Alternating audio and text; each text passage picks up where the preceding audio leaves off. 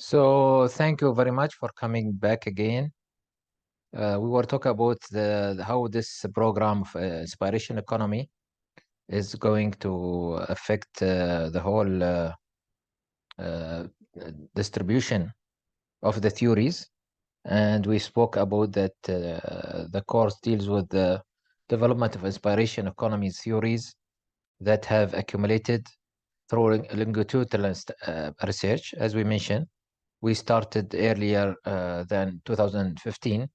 We started actually early September 2013 with a journal, and that journal developed to make an interest. It was called Inspiration Economy, based on the expertise we developed through what we call inspiration labs with the government of Bahrain.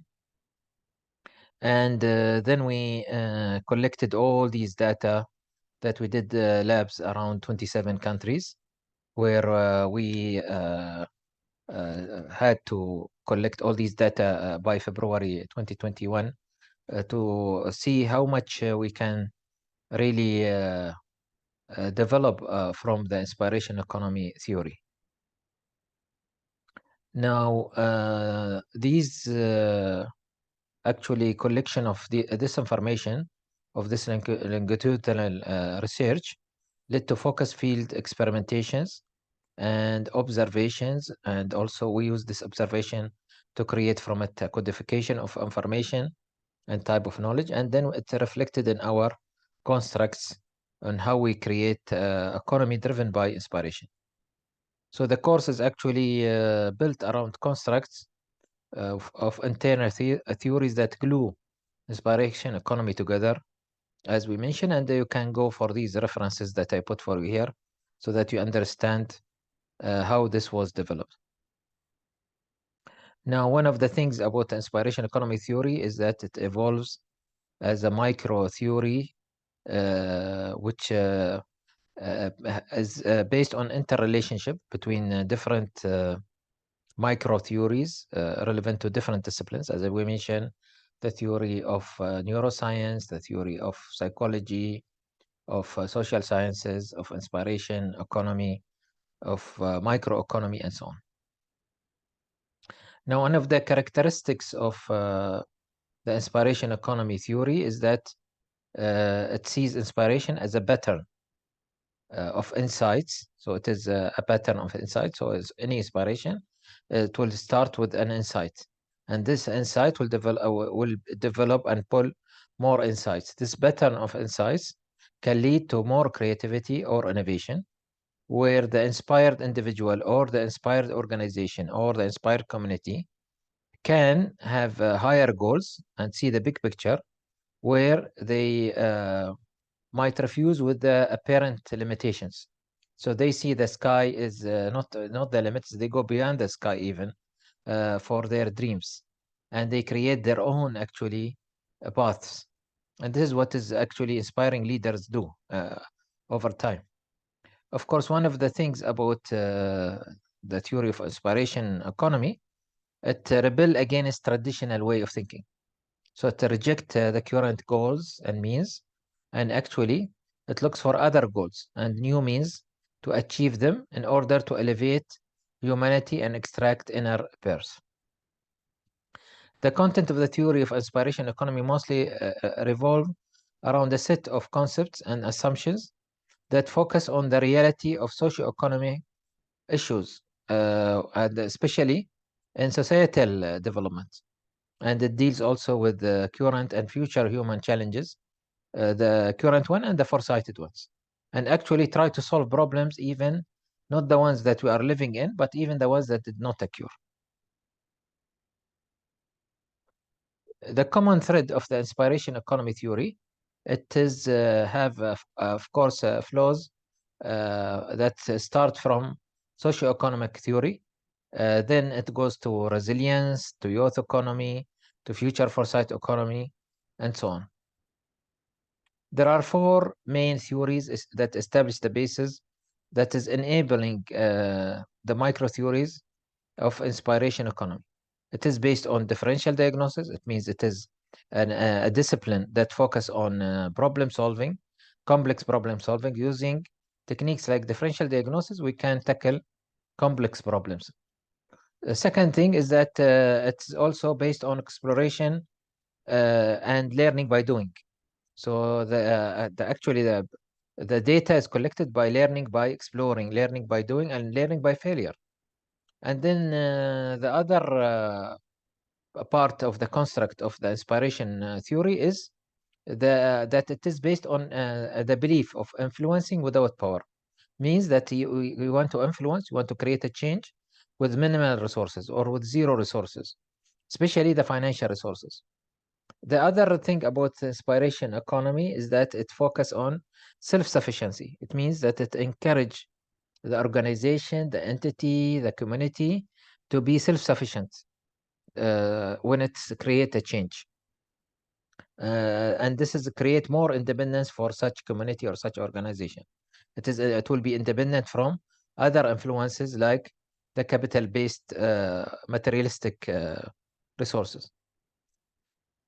One of the unique things about the theory of inspiration economy, which you'll notice also, is that it's based on visualization and hardiness. It means that people visualize a big picture and they work for that big picture, and this built for them a type of hardiness. And their ability to withstand challenges is much higher than others. The other part of the inspiration economy theory is the multidisciplinary solution. It is based on utilizing different solutions and different actually approaches to bring in solutions and utilizing what we call opportunities that comes from this exploitation of the challenges that comes from different discipline perspectives. So it might be, for example, a problem that is relevant to a social economy, and it is relevant to, for example, medicine, or it's relevant to the nature, and so on. For example, the climate change is one of the complex problems that is not only related to environment. It's related to health status, it's related to physical resources, natural resources, social resources, and so on. And the most important thing is that these theories, micro theories of inspiration economy, they will lead to sustainable development also at the end of the day, which is again a part of the theory. For that, I have written a paper about the theory of inspiration economy. I would like you to read it. It will give you some examples of whatever I was talking about in the last few slides. The theory of economic development is very important also. So Joseph Schumpeter, he described the nature of capitalism as linked to the way the economic development proceeds. Capitalism is based on how the economic development proceeds. So it doesn't take into consideration the social development. It focuses only on the economic side. The Schumpeter also spoken about that capitalism proceeds in a cyclical rather than evenly way. So they work on cyclical, and we work on a spiral concept.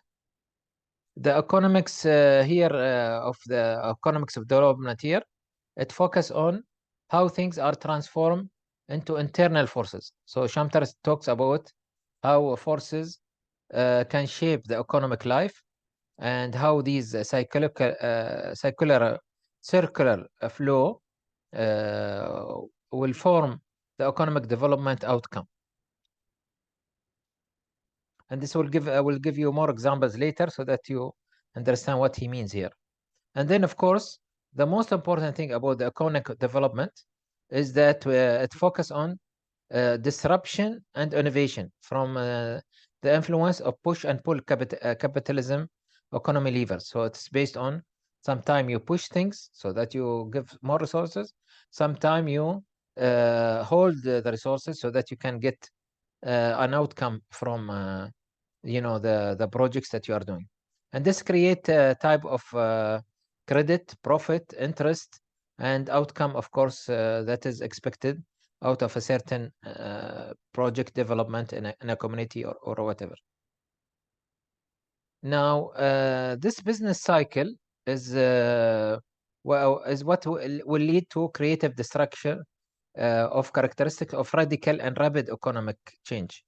And this is what differentiate any economic development. So you have to sometimes to do a radical change in the community. For example, if you are targeting a community, or you do a rapid economic change, it means that it's like a strategic plan implemented to change the community status. One of the characteristics of the theories of inspiration economy is that it focuses on being a tool for research and treatment of the reality of inspiration currency, and what changes that they could deliver. So whether inspiration itself as a source or the inspiration currency that as a tool, both of them, they can help us in creating a change, and this is the target.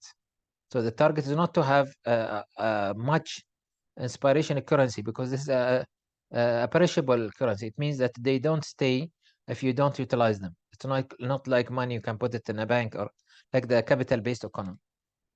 The theory contributes to identifying or classifying a set of characteristics and features in which the appropriate models for an economy based on inspiration currency are identified.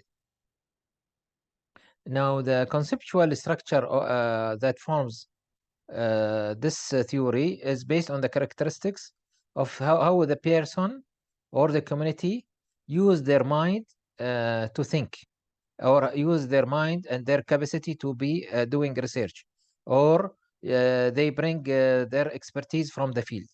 And this type of integration between the mind and the soul and the field and so on is what brings again the outcome, an elevated outcome, let's say, that is affect the community.